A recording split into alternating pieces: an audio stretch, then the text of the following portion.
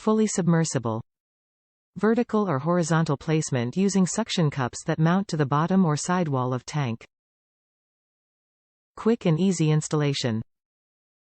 Shatterproof construction. Can be used with glass or acrylic enclosures. Note: do not operate or leave product plugged in when it is outside of water. Warms aquarium water up to 6 degrees Fahrenheit above ambient room temperature. 15 watt is best for 4 to 10 gallon fish tanks. Aquatic 15 watt flat heaters provide warmth for small tropical fish and are designed for glass or acrylic desktop aquariums 4 gallons to 10 gallons. They are completely submersible, easy to install and efficiently warm aquarium water. Suction cups are included so you can mount the heater to the bottom or sidewall of the aquarium. Be sure to choose the appropriate size for your aquarium. Do not operate or leave product plugged in when it is outside of water. Aqueon Products offers a wide range of items so that you can build and maintain a healthy aquatic environment. All the essentials from fish tanks, filters, lighting, food, care, and other supplies that your pet fish needs.